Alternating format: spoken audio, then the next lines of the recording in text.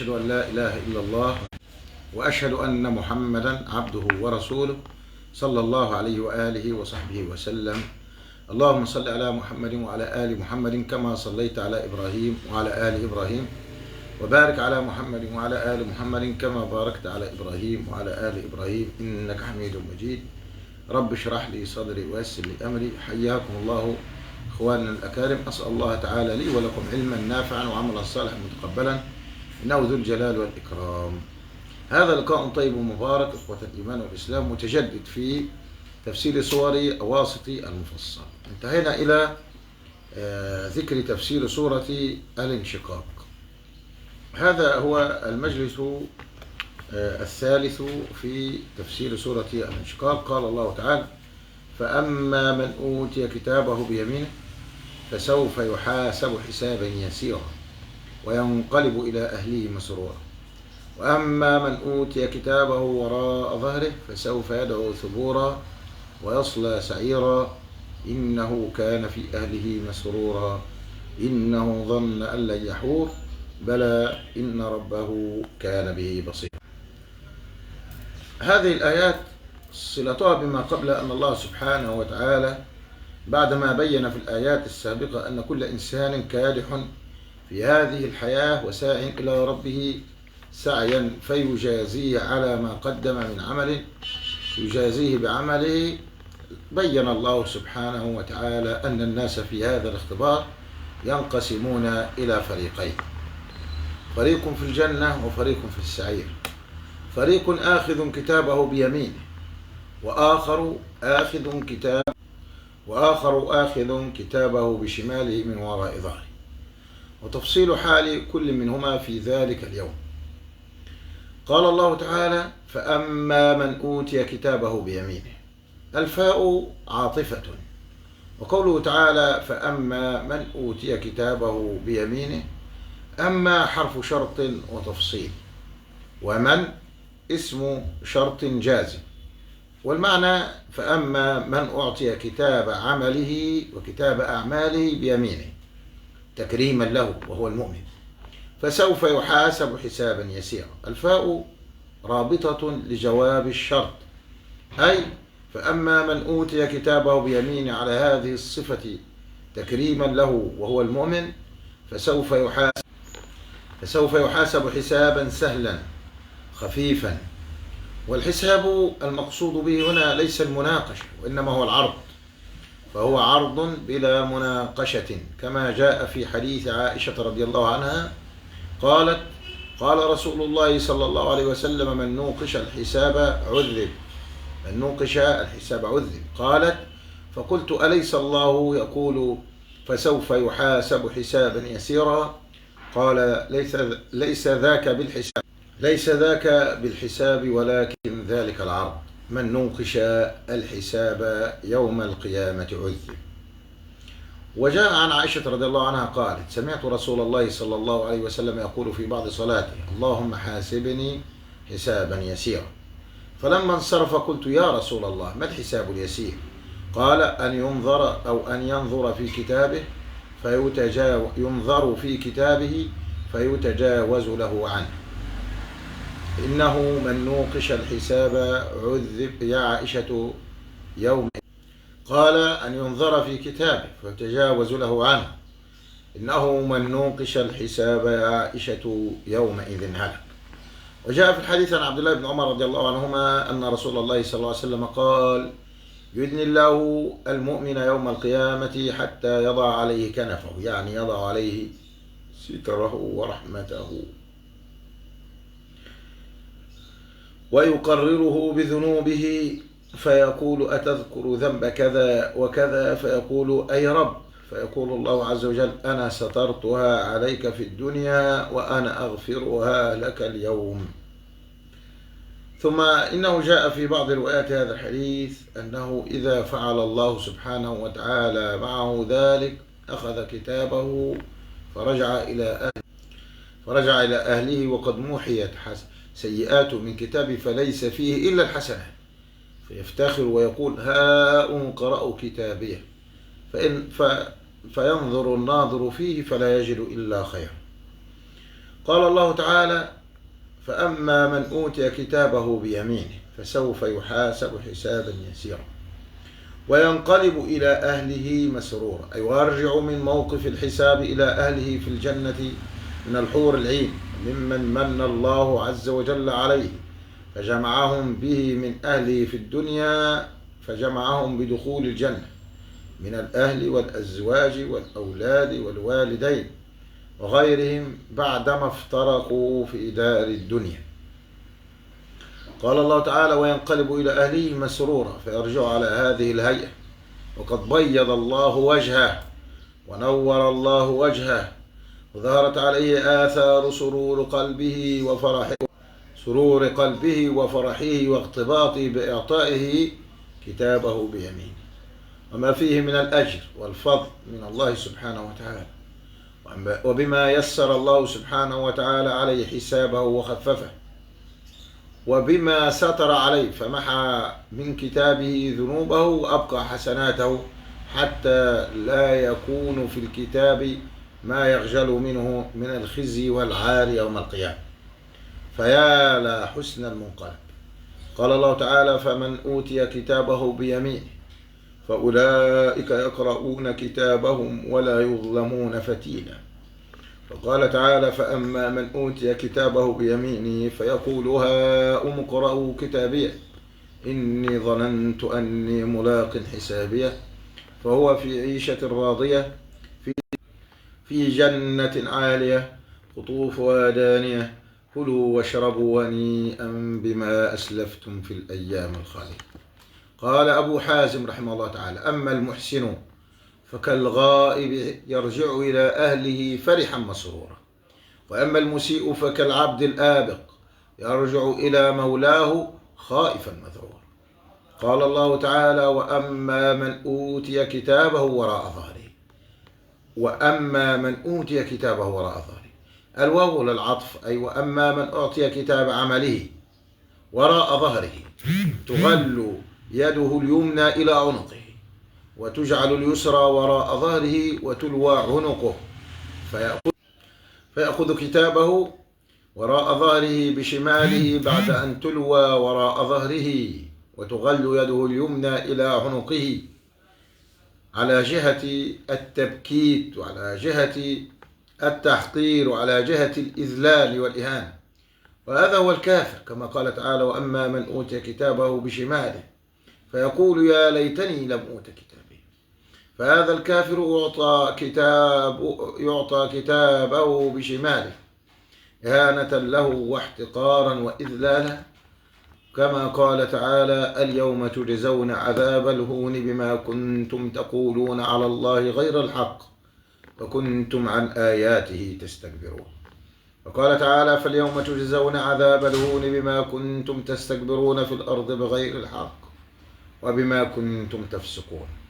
وقال تعالى: ومن يهن الله فما له من مكرم لويت يده وراء ظهره لأنه نبذ كتاب ربه فجعله وراءه ظهريا، جعله وراء ظهره لم يرفع به رأسا فأعرض عنه، والجزاء عند الله من جنس العمل. قال الله تعالى: وأما من أوتي كتابه وراء ظهره فسوف يدعو ثبورا، أي فسوف يدعو على نفسه بالثبور والهلاك والويل والخسارة، يقول: وثبوراه وهلاكاه وخساراه، كما ذكر الله في سورة الحاقة، فيقول يا ليتني لم أوت كتابيه ولم أدر ما حسابيه يا ليتها كانت القاضية.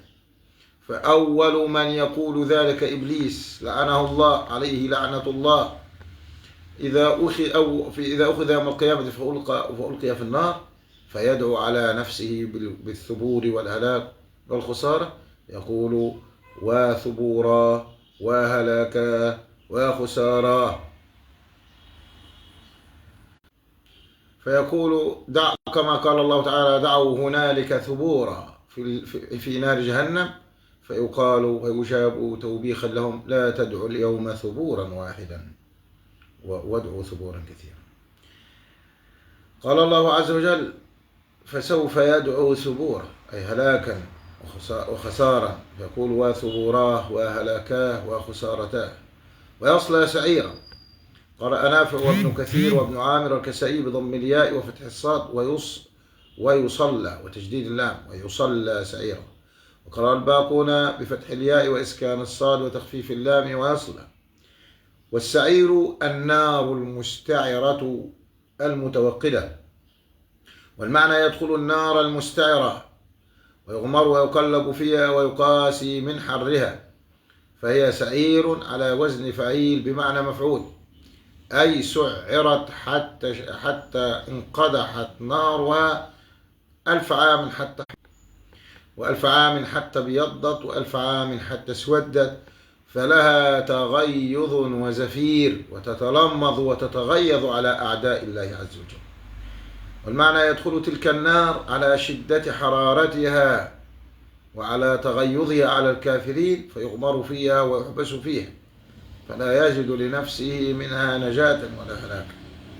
قال الله تعالى فسوف يدعو ثبورا ويصلى سعيرا إنه كان في أهله مسرورا، أي إنه كان في أهله في زوجه وولده وأقاربه فرحا مختبطا بما عليه من الباطل والضلال، قد أمن مكر الله عز وجل وأمن عقاب الله عز وجل، يظن أنه لن يعود إلى ربه، فإن عاد فله عند ربه، فيفرح بما عليه من الباطل وتغره الحياة الدنيا ويغره بالله الغرور إبليس عليه لعنة الله، وذلك لموت قلبه، فلا يفكر في عواقب الأمور ولا يخاف من ربه. قال الله تعالى ما لكم لا ترجون لله وقارا. وشتان بين هذا السرور الفاني الذي تعقبه الندامة والحسرة والحزن والألم والعذاب المقيم الذي لا ينقطع، شتان بين هذا السرور والسرور لعباد الله الصالحين في كنف الرحمن في جنات النعيم. قد جاء في الحديث عنه عليه الصلاة والسلام أنه قال الدنيا سجن المؤمن وجنة الكافر. وليس في قوله إنه كان في أهله مسرورا أن المسلم لم يكن مسرورا، بل كان المسلم مسرورا فرحا بدين رب العالمين وبما طيب الله سبحانه وتعالى به قلبه وروحه وظاهره وباطنه وخاطره وقوله وفعله ودنياه وآخرته، لما ألبسه حلة التقوى وزينه بزينة الإيمان ونور قلبه بنور الهداية. فالمؤمن أولى بالسرور والسعادة من الكافر في الدنيا والآخرة، لأنه يتفاءل بربه بحسن الظن بربه، فهو أولى الناس بالسرور والسعادة في الدنيا والآخرة. لكن لما كان الكافر مسرورا في طريقه في الضلالة والغي والبعد عن الله عز وجل، كان هذا السرور للكافر سرورا مذموما. فالمؤمن كذلك ينبغي عليه أن يسعد بما هداه إليه ربه من الإيمان والعمل الصالح، فلا يعيش حزينا محزونا ولا يعيش مكروبا، لأنه يعيش في الله وبالله وتوكله في أمره كله على الله سبحانه وتعالى، الجميل في ذاته، الجميل في أسمائه، الجميل في صفاته، الجميل في أفعاله، الجميل في حكمه وقضائه وقدره، الجميل في شرعه، الجميل في أمره، الجميل في فعله، الجميل في جزائه سبحانه وتعالى. فلما كانت حياة المؤمن حياة تقوم بفعل رب العالمين الجميل الذي اجتمع فيه سبحانه وتعالى الجمال والجلال والكمال المطلق، فهو سعيد بربه مؤتنس به على كل حال، راض بقضائه وقدره، مستسلم لأمره وشرعه سبحانه جل في علاه. أما هذا الكافر كان في الدنيا مسرورا، إنه كان في أهله مسرورا بباطله، مسرورا بدنياه، مسرورا بما شغل به من نعم الله عز وجل عليه، عن أداء شكر هذه النعم وأداء حق ربه عليه، فهو يخوض مع الخائضين. ومن خوض مع الخائضين حتى أتى في هذه الدنيا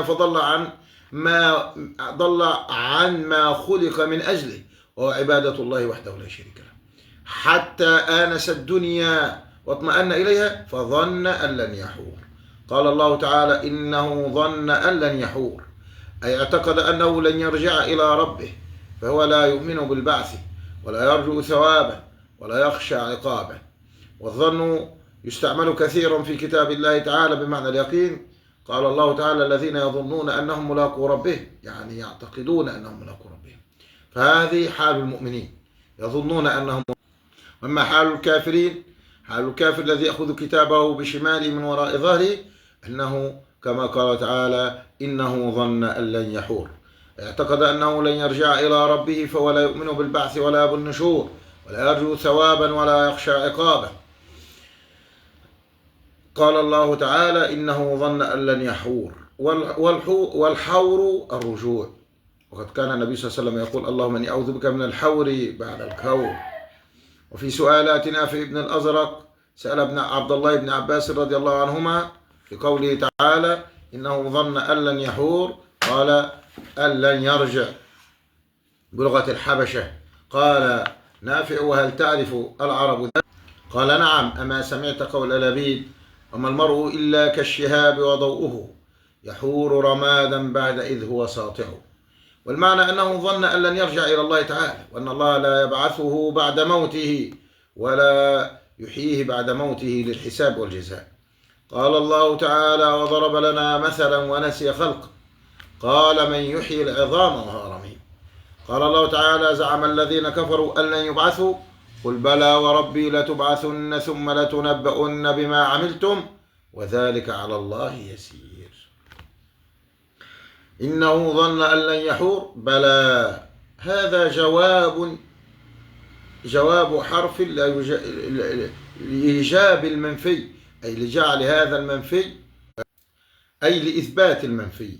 بلى حرف جواب لإثبات المنفي، فقد نفوا البعث، فقال الله تعالى: بلى، لإثبات البعث، أي بلى سيرجع إلى ربه ويقف بين يديه، كما قال تعالى: يوم يقوم الناس لرب العالمين. قال الله تعالى: بلى إن ربه كان به بصيرا، أي إن ربه عز وجل كان به بصيرا في الدنيا، خبيرا بأعماله محصيا لها، كل في كتاب مبين، بصيرا به في الآخرة، يحاسبه ويجازيه على ما قدم، فلا يترك سدى بلا تكليف ولا جزاء. لو ظن أن لن يحور، ظن أن لن يرجع، كما ضرب الله مثلا لذلك صاحب الجنتين: ولئن رددت إلى ربي لأجدن خيرا منها. وقال: وما أظن الساعة قائمة، فكان يظن أنه لن يرجع إلى الله، فكان يقول: وما أظن الساعة قائمة. إنه ظن أن لن يحور، إنه ظن أن أمره في هذه الدنيا دائما في زيادة من النعم والمال والبنين، وأن الله يمدهم بالمال والبنين والنعم، يسارع لهم في الخيرات. وهذا الظن منهم هو بسبب غفلتهم وعدم معرفتهم بالله عز وجل، فكانوا يظنون أنهم لن يعودوا إلى الله عز وجل. فإن قدر وعادوا على جهة التشكيك، فإن أمرهم لن يكون إلا في زيادة من هذه النعم من المال والبنين والنعيم. فكان يقول: وما أظن الساعة قائمة ولئن رددت إلى ربي لأجدن خيرا منها منقلبا، ولئن رددت إلى ربي إن لي عنده للحسنى، أي إن رددت إلى الله على ما أنا عليه من الكفر به والبعد عن دينه والإعراض عن كتابه ومحاربة أنبيائه ورسل أولئه، لن أجد عنده إن رجعت إلا زيادة في المال والولد والشرف والعز. وهذا من الغرور الذي غرهم به الشيطان. قال الله تعالى: بلى إن ربه كان به بصيرا بكفره، بصيرا بضلاله، بصيرا بفساده، بصيرا بإفساده، بصيرا بطغيانه، فلا يكون أمره أبدا في زيادة، وإنما يأتي إلى ربه صاغرا حقيرا ذليلا مهانا، فيعاقبه ويدخله النار على ما كان فيه من الفسق والفجور والضلال. نسأل الله سبحانه وتعالى أن يحفظنا بحفظه، وأن يثبتنا على دينه، وأن يحيينا على الإسلام. اللهم احنا على الإسلام، واقبضنا على الإسلام، وادخلنا الجنة بسلام. أحينا مسلمين وتوفنا مسلمين، والحقنا بالصالحين. أحينا على سنة نبينا محمد صلى الله عليه وسلم، واقبضنا على ملته، واحشرنا في زمرته وتحت لوائه، واجعلنا في رفقته في أعالي جنات النعيم. ربنا آتنا في الدنيا حسنة وفي الآخرة حسنة وقنا عذاب النار. جزاكم الله خير الجزاء إخوة الإيمان والإسلام على حسن استماعكم. وفي اللقاءات القادمة نستكمل ما بدأناه في بيان تفسير هذه السورة الشريفة، سورة الانشقاق. اللهم صل على